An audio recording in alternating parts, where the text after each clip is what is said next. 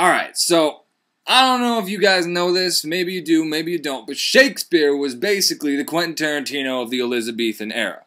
And this, right here, Titus Andronicus, is the limb-lobbingest, baby-rapingest, child-eatingest, blaxploitatingest, carriage-flippingest fiasco ever to grace the English stage. And I'm gonna tell you about it right now. So when our story begins, we got these two guys. Neither of them are named Titus Andronicus. He's not here yet. He comes later. But so right now there's these two guys, Saturninus and Saturninus and Basinius. And they're standing back and forth and they're yelling about who gets to be president of Rome because the other emperor just died.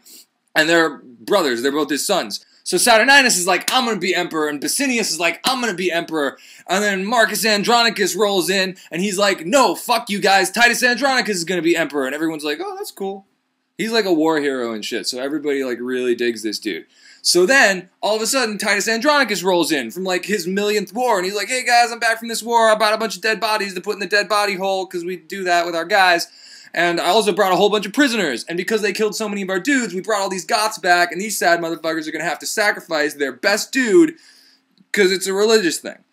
And the queen of the Goths, whose name is Timora, is like, fuck that. No, I mean, don't kill that guy. He's like my son and shit. Take my worst guy or something. And everyone's like, sorry, it's technicality. We gotta kill the guy. So they kill the guy. And the way they kill him is they chop off his arms and his legs and then they set him on fire. Shakespeare has set the bar really high for himself in the first like 20 seconds of this play. So they kill a guy and she's all pissed, and meanwhile everyone's like, hey Titus, my man, you get to be emperor now. And Titus is like, no, what? I'm like 1,000,000 years old. I'm gonna die like 10 minutes after you put that crown on my head. Shit is heavy. I'm not gonna do that. And they're like, well fuck, at least pick someone else to be emperor. And he's like, okay, I guess I could do that. So who wants to be emperor? And Saturninus and Basinius are both like, oh shit, this is our chance. The problem is though, that the two of them have very different strategies for trying to become emperor. Basinius is like, Titus, yo, I got mad respect for you, please make me emperor, I'll be your bro. And Saturninus is like, dude, if you don't make me emperor, I'm gonna kill literally everybody. So the choice is pretty clear. Titus Andronicus picks Saturninus because he doesn't want everybody to die. And then, as soon as Saturninus is president, he's like, okay, my first act as president is going to marry this hot chick who's right over here, Lavinia. Lavinia, you want to get married? And Lavinia's like,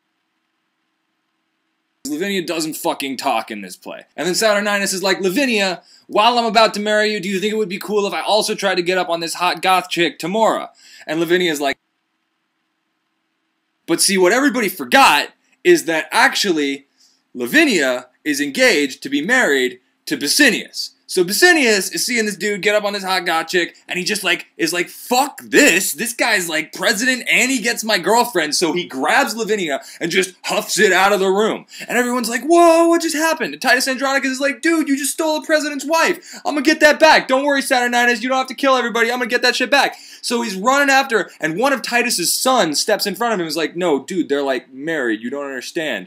And Titus is like, fuck you, and just stabs his son in the chest. We're still in Act 1, Scene 1, and there have been 2 murders so far, one of which is a filicide. We're doing pretty good, Shakespeare. I can work with this. So everyone's like, what the fuck, Titus? You just killed your son. He's like, how am I the bad guy here? And everyone's like, you just killed your son. And he's like, whatever. Meanwhile, Saturninus is over with Timora, and he's like, Timora, since my wife just ran away, you want to get married? And Timora's like, yeah, sure.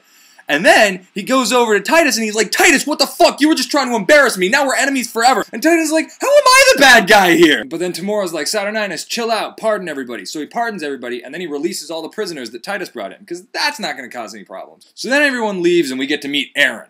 Aaron is just like the meanest, shittiest motherfucker who's ever exists. Just coincidentally, he's black, not because Shakespeare's a tremendous racist or anything. Shakespeare's a tremendous racist. And he's talking about how much he wants to bone Timora. Then he looks over and he sees Timora's 2 sons, Chiron and Demetrius, like, I want to bone Lavinia. No, I want to bone Lavinia. Hey, we both want to bone Lavinia. Let's kill each other. And he goes over like, dudes, don't kill each other over some other dude's wife. Kill the other dude, then rape his wife.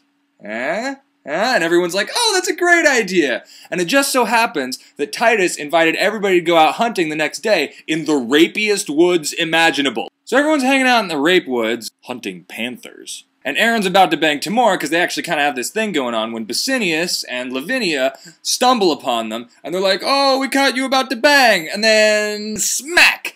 Demetrius comes and Chiron comes and they kill Basinius and then they rape Lavinia. Except Lavinia pleads for her life a whole bunch first. Everybody in this play pleads for their life for like 9 hours. Like, chill out, guys. Don't you realize you're in the Old English version of House of a Thousand Corpses? Which is why after they rape her, they cut off her hands and her tongue. Meanwhile, Aaron lures 2 more of Titus's sons into a pit that also contains Basinius, and then he brings Saturninus over there, and he's like, Saturninus, look who's in that pit with your dead brother, look down there, they totally killed him. And Saturninus is like, I see no reason to doubt you, crazy lying man. So those 2 guys get taken off to be executed, and Titus is freaking out, and everybody in Titus's family is freaking out, except there's not very many of them left, because they're all getting executed. In fact, he only has 1 son left, this dude Lucius, who's being exiled because he tried to free the other 2 brothers who are about to get executed. Meanwhile, Marcus Andronicus, who I should have mentioned is Titus Andronicus' brother, finds Lavinia, who I should have mentioned is Titus Andronicus' daughter, wandering through the woods with her hands cut off and her fucking tongue cut out, and he brings her back to Titus like, oh fuck, this is gonna freak Titus out. And it does! And this is the moment that Aaron chooses to play his ultimate prank, which is he runs up and he's like, yo, I got a message from the king. He says if one of you chops off your hand and mails it to him, he'll spare the life of Titus's 2 sons. So Titus is like, dudes, let me just chop off my hand real quick. And then Lucius is like, no, I'm gonna chop off my hand real quick. And Marcus is like, I'm the one that's gonna chop off my hand. So these 3 dudes stand around arguing about who's gonna physically dismember themselves for justice. And finally Titus is like, fuck this, and just chops off his hand and hands it to Aaron. And Aaron just like runs away with the hand, and 10 minutes later some other dude comes back with 2 severed heads of Titus's 2 sons and Titus's severed hand. So now, what the fuck is he gonna do all this shit? I'll tell you what he's gonna do with all this shit. He's gonna go crazy. So he gives one of the severed heads to his brother Marcus, takes the other severed head in his 1 remaining hand, and gives his other hand to Lavinia, who has no hands, so she has to put the hand in her mouth.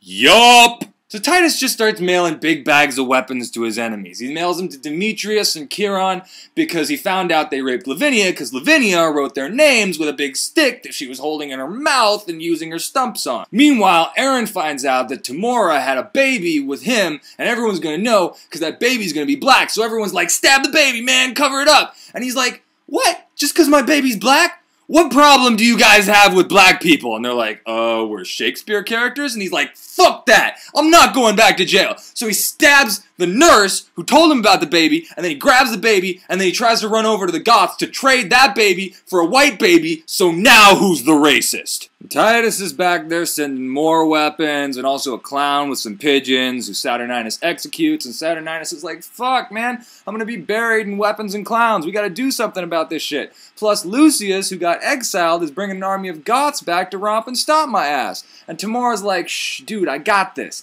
So she goes over to Titus's house, and she's like, Titus, hey, what's up? And he's like, who are you? And she's like, I'm the goddess Revenge. And he's like, that's strange, you look just like my mortal enemy Tamora. And she's like, no, no, no. And he's like, who are those 2 people with her? Her sons are with her. And she's like, oh, those aren't my sons, those are rape and murder. And he's like, oh, well, that seems appropriate, I'll come down and talk to you. So he goes down to talk to what he apparently believes are the personifications of rape, murder, and revenge. And Revenge, aka Tamora, is like, dude, I got this great revenge plan for you. Just invite everyone over to a party at your house. Invite Lucian, invite Saturninus, invite that bitch Tamora, and we'll get this all figured out. And Titus is like, that's a great plan. All I need from you is for you to leave rape and murder here so we can chill out for a while, because I've always wanted to chill with rape and murder. So Tamora leaves her 2 sons there like an idiot, and immediately Titus slits their throats, he rapes rape, murders murder, makes them both into pies, and then he invites everybody over to his house for the motherfucking party. So everybody shows up. Lucius, Saturninus, Lavinia, Tamora, everybody who's still alive, which is granted not very many people. And then Titus is like, yo, Saturninus, you remember that story where that guy's daughter got raped and the guy couldn't stand it anymore so he killed his daughter? Would you say that was justified? And Saturninus is like, yeah, I'd say that was justified. And then Titus fucking kills Lavinia right in front of him. He's like, bam, how appropriate is it now, motherfucker? And Saturninus is like, dude, not at dinner. And Titus is like, yo, you know what else isn't appropriate at dinner? Eating your own sons. How does that feel, Tamora? Tamora, how does this feel? I'm stabbing you now. And then Saturninus is like, I'm stabbing you now. And then Lucius is like, I'm stabbing you now. So everybody's pretty much dead now except for Aaron. And then they bury him alive and everyone lives happily ever after. So the moral of the story is that if somebody offers to make you king, no questions asked, why would you say no to that? Like, what kind of person says no to that? I guess the answer to that question is the kind of person who would just stab his close family members for pretty much no reason. The end.